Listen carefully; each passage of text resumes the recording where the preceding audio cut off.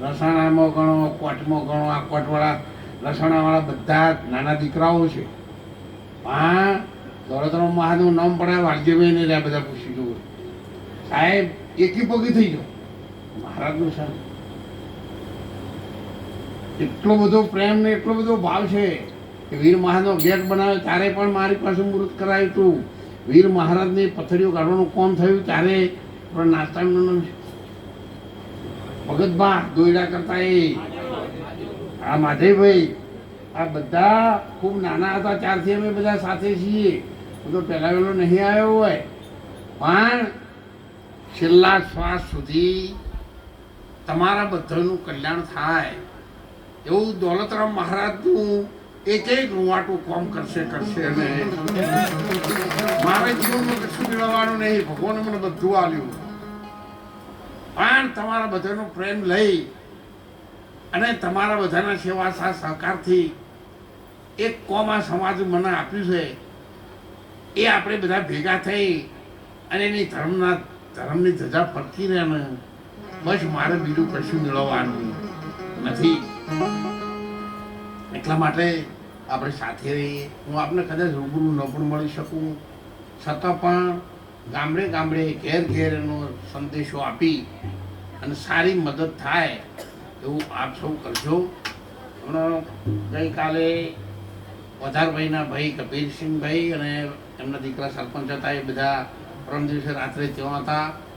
જોડીવાળો plot પણ આપણે લેવાનું હજુ નક્કી કરીએ છીએ એટલે એમાં પણ કબીરભાઈને કીધું હતું કે મહારાજ અમારા ઘર તરફથી હું 2,51,000 રૂપિયા પ્લોટ લેવાનું થશે એટલે હું મદદ કરીશ.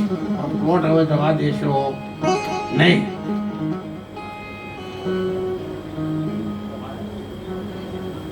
ચુનીલાલ પણ આપણને રણુજામાં 5,000 રૂપિયા આપો છો તાળીએથી બતાવે.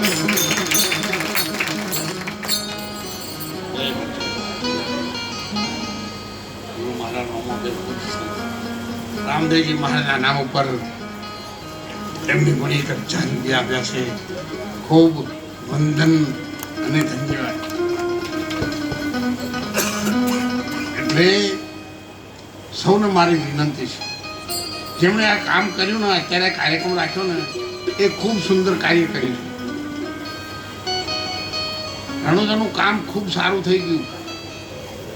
ગ્રેનાઇટ મોકલવાના હતા ને મુખ્ય કોમ હતું અને ગ્રેનાઇટમાં લગભગ હવે તમે પહોંચી રહ્યા હતા. તમે થોડી થોડી મદદ કરો છો ને એ બધી પહોંચી વળો તો મારે અહીંથી કોઈ આખું પાછું કરવું પડે. મોંથી સીધા થઈને બાર પૈસા જેટલું મારે હરિયો મટી છે. આ તો તમને ખબર નહીં હોય જ્યારે જુનાગઢમાં હોલ બનાવવાનો થયો ત્યારે અમે અહીંથી લાખાભાઈના ત્યાં ગયા. હા યાર લાખાભાઈ એમના ત્યાં ગયા. બધા એમના તો બંગલો બનાવી તો બેઠા. કપૂરભાઈ ને બધા હતા. મેં લાખાભાઈ હોલ શરૂ કરવાનો છે. બાબુવાનું ચમનલાલનો પરિવાર ને મોઢા ઉપરથી મને ખબર પડી જાય કે આ ચમનલાલ નથી. 1,000 રૂપિયા બાબુભાઈના પરિવાર તરફથી આપણને આપ્યા છે. એમના બધા પરિવારના તો હું લગભગ બધાને જાણું છું, ઓળખું છું. પણ ભગવાને તમને ઘણું આલ્યું છે. હવે ચૂંટણીઓ ભરશો નહીં. ચૂંટણીઓ ભરી વેર ના વળે.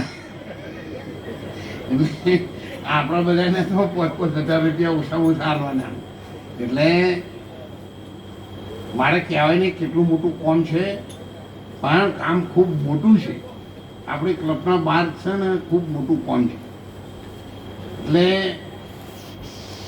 એના પ્રમાણમાં વધારે છું. બસ રૂબરૂ હું કહી શકું, માઇક ઉપર માણસ બોલાય નહીં.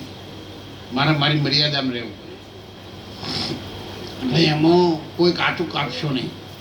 અને ત્યારે રામદેવજી મહારાજ આવ્યા. રેશમી કોયડો લઈને ઉપર ચાબુક લગાયા. પાછળ બેઠો થઈ ગયો, ધાબા લાગ્યો. મહારાજે કહ્યું કે ભાભી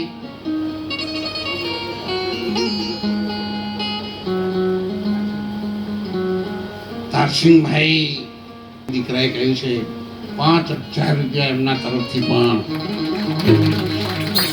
ખૂબ ધન્યવાદ વંદન કસાણાથી પણ સંતો આવ્યા છે બધા ગામડામાંથી આવ્યા એટલે હુના ગામમાં સંદેશો આપજો આ ઉતાવળ નહીં પણ બધા ભેગા કરીને મને બોલાવજો વચ્ચે નારાયણભાઈના ત્યાં પણ હું આવ્યો હતો ત્યારે એમના દીકરા દેવ થઈ ગયા હતા ત્યારે હું તો તરત નીકળી ગયો તો મને ટાઈમ નહોતો એટલે પણ એમના ભાઈના નામ ઉપર પણ એમને શ્રવણભાઈને 51,000 રૂપિયા મને ફોન કરી દીધા હતા મારા ભાઈના નામ ઉપર હું 51,000 રૂપિયા પારજીભાઈને કહ્યું હતું પછી દિનેશભાઈ માળી છે શાકભાજીવાળા એમને પણ મને ત્યાં આવ્યો તો ત્યારે 51,000 રૂપિયા એમને આપ્યા હતા એટલે પર્સનલ મદદ તો આપણા બધાની લેવાની જ છે છતાં પણ મોટી મદદ કરી શકો એમ હોય તો પરચુન હમાં રાખો નહીં કારણ કે કામ એવડું મોટું છે